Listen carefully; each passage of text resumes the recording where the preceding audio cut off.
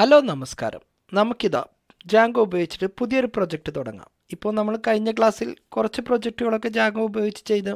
ഇനിയും നമുക്ക് പുതിയ പ്രൊജക്റ്റുകൾ ജാങ്കോ ഉപയോഗിച്ചിട്ട് ചെയ്തു തുടങ്ങാം. അപ്പോൾ ഇന്നത്തെ ക്ലാസ്സിൽ നിങ്ങളുടെ മുമ്പിൽ അവതരിപ്പിക്കാൻ പോകുന്നത് ജാങ്കോ ഉപയോഗിച്ചിട്ട് നമുക്കൊരു ബ്ലോഗ് എങ്ങനെ ക്രിയേറ്റ് ചെയ്യാം. ബ്ലോഗ് എന്ന് പറഞ്ഞാൽ പല എഴുത്തുകാരും അതേപോലെ തന്നെ പല മേഖലയിലും വർക്ക് ചെയ്യുന്ന എഡ്യൂക്കേറ്റേഴ്സും അതേപോലെ തന്നെ ബിസിനസ് ചെയ്യുന്നവരും അവരെ ഐഡിയാസും അതേപോലെ അവരുടെ ഡോക്യുമെൻറ്റുകളൊക്കെ പബ്ലിഷ് ചെയ്യാൻ വേണ്ടിയിട്ട് പല ബ്ലോഗുകളൊക്കെ തയ്യാറാക്കുന്നുണ്ട്. അപ്പോൾ അത്തരത്തിലൊരു ബ്ലോഗ് തയ്യാറാക്കാൻ വേണ്ടിയിട്ടുള്ളൊരു വെബ്സൈറ്റ് നമുക്കെങ്ങനെ ജാങ്കോ ഉപയോഗിച്ചിട്ട് ചെയ്യാം എന്നാണ് ഇന്നത്തെ ക്ലാസ് നിങ്ങളുടെ മുമ്പിൽ അവതരിപ്പിക്കാൻ പോകുന്നത്. അപ്പോൾ ക്ലാസ്സിലെ എല്ലാ കാര്യങ്ങളൊന്നും നമ്മളിവിടെ ചെയ്യുന്നില്ല. അതിൻ്റെ തുടക്കത്തിലേക്ക് ആവശ്യമായിട്ടുള്ള കുറച്ച് കാര്യങ്ങൾ മാത്രമാണ് നമ്മളിവിടെ ചെയ്യുന്നത്. നമ്മൾ ഇന്നത്തെ ക്ലാസ്സിൽ പ്രധാനമായിട്ടും ചെയ്യാൻ വേണ്ടി ഉദ്ദേശിക്കുന്നത് നമുക്കൊരു വെർച്വൽ എൻവയോൺമെൻറ്റ് ക്രിയേറ്റ് ചെയ്യാം, അതേപോലെ ഒരു പ്രൊജക്റ്റ് സ്റ്റാർട്ട് ചെയ്യാം. അതിൻ്റെ ഫസ്റ്റ് സ്റ്റാർട്ടിങ്ങിൽ ആവശ്യമായിട്ടുള്ള കുറച്ച് കാര്യങ്ങളൊക്കെ എങ്ങനെ സെറ്റ് ചെയ്യാം എന്നാണ് ഇന്നത്തെ ക്ലാസ് നിങ്ങളുടെ മുമ്പിൽ പറയാൻ പോകുന്നത്. അപ്പോൾ ആദ്യം തന്നെ നമുക്കിവിടെ വന്ന് വിഷ്വൽ സ്റ്റുഡിയോ കോഡ് ഓപ്പൺ ചെയ്യുക. അപ്പോൾ ഇവിടെ വന്ന് റൈറ്റ് ക്ലിക്ക് ചെയ്ത് ടെർമിനൽ ഓപ്പൺ ചെയ്യുക. എന്നിട്ട് ഇവിടെ വന്ന് കോഡ് സ്പേസ് ഡോട്ട് എന്നടിച്ചതിന് ശേഷം വിഷ്വൽ സ്റ്റുഡിയോ കോഡ് ഓപ്പൺ ചെയ്തു. ഓക്കെ, ഓപ്പണായി വരുന്നത് വരെ നമുക്കൊന്ന് വെയിറ്റ് ചെയ്യാം. അത് നിങ്ങളെ കമ്പ്യൂട്ടറിൻ്റെ സ്പീഡിനനുസരിച്ച് വളരെ പെട്ടെന്നോ അല്ലെങ്കിൽ സ്ലോയിലൊക്കെ ആയിരിക്കും ഓപ്പൺ ചെയ്ത് വരിക. ഓക്കെ, അപ്പോൾ നമുക്കിവിടെ വന്ന് വിഷ്വൽ സ്റ്റുഡിയോ കോഡ് ഓപ്പൺ ചെയ്ത് വന്നു. ഇനി ഇതിലേക്ക് ആവശ്യമായിട്ടുള്ള കുറച്ച് കാര്യങ്ങൾ നമുക്ക് ചെയ്യാം. അപ്പോൾ ഇതിൽ ഞാൻ മുമ്പ് ചെയ്തു വെച്ച കുറച്ച് പ്രൊജക്റ്റിൻ്റെ കോഡുകളൊക്കെ ഇവിടെ ഉണ്ട്. അതൊക്കെ ഞാൻ ക്ലോസ് ചെയ്തെടുക്കുന്നുണ്ട്. സെയിം ഫോൾഡറിൽ തന്നെ ക്രിയേറ്റ് ചെയ്യുന്നതുകൊണ്ടാണ് ആ കോഡൊക്കെ നമുക്കിവിടെ വന്ന് ഡിസ്പ്ലേ ചെയ്ത് വരുന്നത്. അപ്പോൾ ആദ്യം തന്നെ നമുക്ക് എന്ത് ചെയ്യാം, ഒരു വെർച്വൽ എൻവയോൺമെൻറ്റ് ക്രിയേറ്റ് ചെയ്യാം. അപ്പോൾ വെർച്വൽ എൻവയോൺമെൻറ്റ് ക്രിയേറ്റ് ചെയ്യാൻ വെർച്വൽ env അതിനുശേഷം നമ്മൾ എന്ത് പേരിലാണോ വെർച്വൽ എൻവയോൺമെൻറ്റ് ക്രിയേറ്റ് ചെയ്യുന്നത് ആ പേരിൽ നമുക്കൊരു വെർച്വൽ എൻവയോൺമെൻറ്റ് ക്രിയേറ്റ് ചെയ്തു. അപ്പോൾ ഞാനിവിടെ വന്ന് പ്രൊജക്റ്റ് എന്നുള്ള പേരിലാണ് ഒരു വെർച്വൽ എൻവയോൺമെൻറ്റ് ക്രിയേറ്റ് ചെയ്തത്. ആ പ്രൊജക്റ്റ് എന്നുള്ളത് ഇവിടെ ക്രിയേറ്റ് ആയി വന്നിട്ടുണ്ട്. ഇനി അതെന്ത് ചെയ്യാം, നമുക്കൊന്ന് ആക്ടിവേറ്റ് ചെയ്യാം. ആക്ടിവേറ്റ് ചെയ്യുന്നത് നിങ്ങളെ കമ്പ്യൂട്ടറിൽ എങ്ങനെയാണോ അതിൽ വിൻഡോസിലാണെങ്കിൽ അത് വേറൊരു മെത്തേഡും, അതേപോലെ തന്നെ ഉബുണ്ടുവിലാണെങ്കിൽ വേറെ മെത്തേഡും, അതേപോലെ മാക്കിലാണെങ്കിൽ വേറെ മെത്തേഡും ആയിരിക്കും. അപ്പോൾ അതിനെക്കുറിച്ചൊക്കെ നമ്മൾ മുമ്പത്തെ ഒരു ക്ലാസ്സിൽ പറഞ്ഞിട്ടുണ്ട്. ഡീറ്റെയിൽ ആയിട്ടൊന്നും അതിനെക്കുറിച്ച് പറയുന്നില്ല. അപ്പോൾ ഞാൻ എൻ്റെ കമ്പ്യൂട്ടറിലെ വെർച്വൽ എൻവയോൺമെൻറ്റ് ആക്ടിവേറ്റ് ചെയ്തു. ഇനി നമുക്ക് എന്ത് ചെയ്യാം, ഇതിലേക്ക് നമുക്ക് ജാങ്കോ ഇൻസ്റ്റാൾ ചെയ്യാം. അപ്പോൾ ജാങ്കോ ഇൻസ്റ്റാൾ ചെയ്യാൻ പിപ്പ് ഇൻസ്റ്റാൾ, അതിനുശേഷം നമ്മളിവിടെ വന്ന് ജാങ്കോ എന്ന് ചേർത്ത് കൊടുത്തു, എൻ്റർ അടിച്ചു. ഓക്കെ, അപ്പോൾ നമ്മളെ കമ്പ്യൂട്ടറിലേക്ക് ജാങ്കോ ഇൻസ്റ്റാൾ ആയി വരുന്നത് വരെ ഒന്ന് വെയിറ്റ് ചെയ്യാം. നിങ്ങളെ കമ്പ്യൂട്ടറിൽ ഇൻ്റർനെറ്റ് കണക്ഷനൊക്കെ ഉണ്ടെങ്കിൽ വളരെ പെട്ടെന്ന് ഇൻ്റർനെറ്റ് കണക്ഷന് വേണം പിപ്പ് ഇൻസ്റ്റാൾ, പൈത്തൺ ഇൻസ്റ്റാൾഡ് പാക്കേജർ ഉപയോഗിച്ചിട്ട് ജാങ്കോ ഇൻസ്റ്റാൾ ചെയ്യുമ്പോൾ കമ്പ്യൂട്ടറിൽ ഇൻ്റർനെറ്റ് നിർബന്ധമാണ്. അപ്പോൾ അത് ഇൻസ്റ്റാളായി വരുന്നുണ്ട്. അപ്പോൾ ഇൻസ്റ്റാളായി കഴിയുന്നത് വരെ നമുക്കൊന്ന് വെയിറ്റ് ചെയ്യാം. അധികം സമയമൊന്നും വേണ്ട, കുറച്ച് സമയം കൊണ്ട് തന്നെ നമുക്കത് ഇൻസ്റ്റാളായി വരുന്നതാണ്. ഇൻസ്റ്റാളായി കഴിഞ്ഞാൽ അടുത്ത സ്റ്റെപ്പ് എന്ന് പറയുന്നത് നമുക്ക് എന്ത് ചെയ്യാം, പ്രോജക്റ്റ് സ്റ്റാർട്ട് ചെയ്യാം. അപ്പോൾ ഇവിടെ വന്ന് ജാങ്കോ, അതിനുശേഷം ഒരു ഡാഷ് ഇടുക, അഡ്മിൻ, അതിനുശേഷം നമുക്കിവിടെ വന്ന് സ്റ്റാർട്ട് പ്രൊജക്റ്റിൻ്റെ പേര് നമുക്കിവിടെ വന്ന് ബ്ലോക്ക് എന്ന് ചേർത്ത് കൊടുക്കാം. അപ്പോൾ ഞാൻ നമ്മുടെ പ്രൊജക്റ്റിൻ്റെ പേര് ബ്ലോക്ക് എന്നാണ്. അപ്പോൾ ഇവിടെ വന്ന് ബ്ലോക്ക് എന്നുള്ള പേരിലൊരു പ്രൊജക്റ്റ് ക്രിയേറ്റ് ചെയ്തിട്ടുണ്ട്. ഇനി എന്ത് ചെയ്യാം, നമുക്കിപ്പോൾ കറൻറ്റിൽ നിൽക്കുന്നത് പൈത്തൺ എന്നുള്ള ഫോൾഡറിലാണ്. ആ ഫോൾഡറിൽ നിന്ന് നമുക്ക് എന്ത് ചെയ്യാം, ബ്ലോക്ക് എന്ന ആ പ്രൊജക്റ്റിലേക്ക് നമുക്ക് ചേഞ്ച് ഡയറക്ടറി കൊടുക്കുക. ഇപ്പോൾ നമ്മൾ ബ്ലോഗ് എന്നുള്ള ഭാഗത്താണ് നമ്മൾ നിൽക്കുന്നത്. ഇനി നമുക്ക് എന്ത് ചെയ്യാം, ഇതുവരെ കൊടുത്ത കാര്യങ്ങളൊക്കെ ഓക്കെ ആണോ എന്നറിയാൻ വേണ്ടിയിട്ട് നമുക്കതൊന്ന് റൺ ചെയ്യിപ്പിക്കാം. അപ്പോൾ ഇവിടെ വന്ന് പൈത്തൺ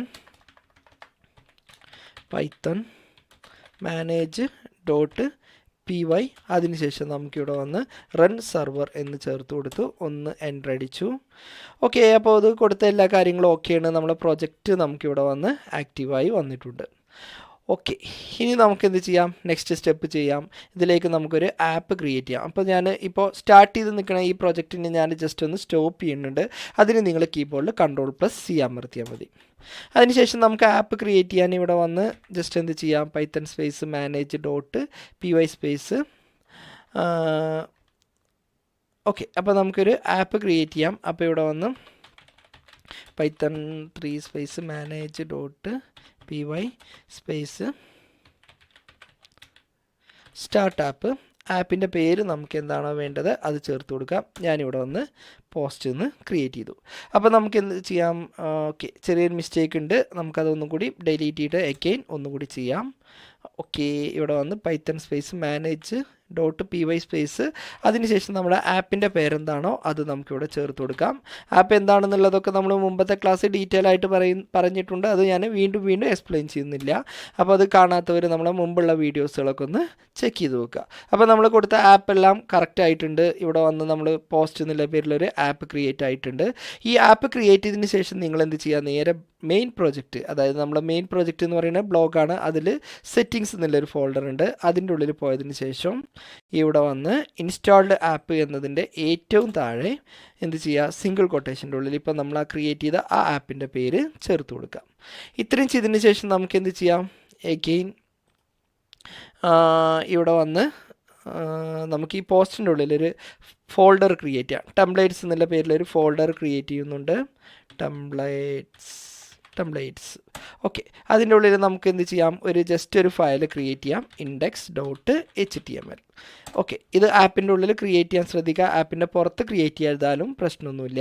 ഇത്രയും ചെയ്തതിന് ശേഷം നമുക്ക് സെറ്റിങ്സിൽ പോയതിന് ശേഷം വീണ്ടും ഇവിടെ വന്ന് ടെംപ്ലേറ്റ്സ് എന്നുള്ളതിൻ്റെ ഉള്ളിൽ ഈ ഡയറക്ടറീൻ്റെ ഉള്ളിൽ ഒരു സിംഗിൾ കൊട്ടേഷൻ്റെ ഉള്ളിൽ ഇപ്പോൾ നമ്മൾ ആ ക്രിയേറ്റ് ചെയ്ത ആ പേര് ടേബിളിൻ്റെ ഡയറക്ടറി, ആ ഡിക്ഷണറിൻ്റെ ഡയറക്ടറിൻ്റെ പേര് ചേർത്ത് കൊടുക്കുക.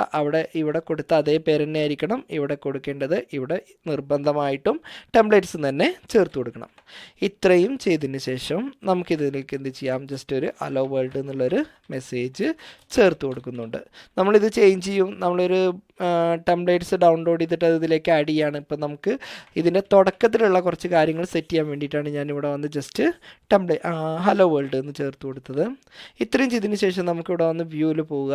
എന്നിട്ട് ഇതിലൊരു മെത്തേഡ് ക്രിയേറ്റ് ചെയ്യുക, ഒരു ഫംഗ്ഷന് ക്രിയേറ്റ് ചെയ്യുക. ഡിഫ് ഇൻഡെക്സ് എന്ന് ചേർത്ത് കൊടുത്തു. ബ്രാക്കറ്റിൻ്റെ ഉള്ളിൽ റിക്വസ്റ്റ് എന്നും ചേർത്തു. ഒരു കോളൻ ഇടുക.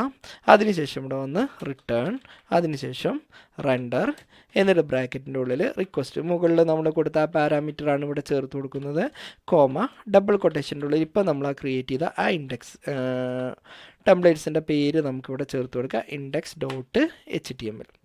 ഇത്രയും ചെയ്തതിന് ശേഷം നമുക്ക് ഈ ആപ്സിൻ്റെ ഉള്ളിൽ പുതിയൊരു ഫയൽ കൂടി ക്രിയേറ്റ് ചെയ്യണം. ആ ഫയലിൻ്റെ പേരാണ് URLs. ഈ പേര് തന്നെ കൊടുക്കൽ നിർബന്ധമാണ്. അത് ഞാനിവിടെ വന്ന് ചേർത്ത് കൊടുത്തു. ഇത്രയും ചെയ്തതിന് ശേഷം നമുക്ക് വീണ്ടും ബാക്കിയുള്ള കാര്യങ്ങളിലേക്ക് കടക്കാം. അപ്പോൾ ആദ്യം തന്നെ നമ്മളിവിടെ ചെയ്യാൻ പോകുന്നത് അതിനുശേഷം നമ്മളിവിടെ വന്ന് Django.URLs import path.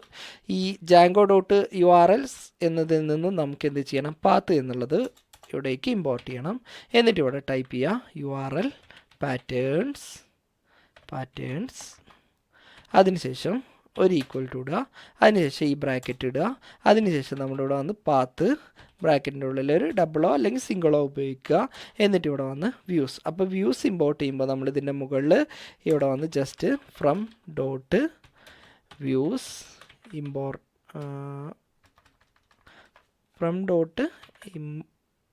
Import views എന്നുകൂടി ചേർത്ത് കൊടുക്കുക. അതായത് വ്യൂസ് എന്നുള്ളത് കൂടി ഇതിലേക്ക് ആഡ് ചെയ്യുക. എന്നിട്ട് ഇവിടെ വന്ന് കോമ ശേഷം വ്യൂസ്, അതിനുശേഷം നമ്മൾ ആ കൊടുത്ത വ്യൂവിൻ്റെ പേര് എന്ന് പറയുന്നത് ഇൻഡെക്സ് ആണ്, അത് ചേർത്ത് കൊടുക്കുക. ഇതിന് നമുക്കൊരു ജസ്റ്റ് ഒരു നെയിം നമുക്കിവിടെ ചേർത്ത് കൊടുക്കുക. ഞാനിതിന് നെയിം ഹോം എന്ന് ചേർത്ത് കൊടുക്കുന്നുണ്ട്. ഈ പേര് തന്നെ ആവണമെന്നില്ല, എന്ത് പേര് വേണമെന്നുണ്ടെങ്കിലും കൊടുക്കാം. ഇത് എന്തിനാണ് കൊടുക്കുന്നു എന്നതൊക്കെ നമ്മൾ മുമ്പത്തെ ക്ലാസ്സിൽ ഡീറ്റെയിൽ ആയിട്ട് പറഞ്ഞിട്ടുണ്ട്. അപ്പോൾ അത് മനസ്സിലാവാത്തവർ നമ്മൾ മുമ്പ് ചെയ്ത വീഡിയോസ് ഒന്ന് റെഫർ ചെയ്യുന്നത് വളരെ നന്നായിരിക്കും. ഇത്രയും ചെയ്തതിന് ശേഷം നമ്മൾ മെയിൻ പ്രോജക്റ്റിൻ്റെ URL പോവുക. എന്നിട്ട് ഇവിടെ വന്ന് ഈ മുകളിലുള്ള ഡാറ്റാസ് ഡിലീറ്റ് ചെയ്യുന്നത് എന്തുകൊണ്ടും നന്നായിരിക്കും. അപ്പോൾ അത് ഡിലീറ്റ് ചെയ്യാം. ഇവിടെ വന്ന് ഫ്രം Django.URLs ഇമ്പോർട്ട് പാത്ത് എന്ന് ഇവിടെ ഇമ്പോർട്ട് ചെയ്യുന്നുണ്ട്. ഇതിൻ്റെ കൂടെ നമുക്ക് എന്ത് ചെയ്യാം, ഇൻക്ലൂഡ് എന്നുള്ളൊരു ഫയൽ കൂടി ഇതിലേക്ക് ഇമ്പോർട്ട് ചെയ്യാം.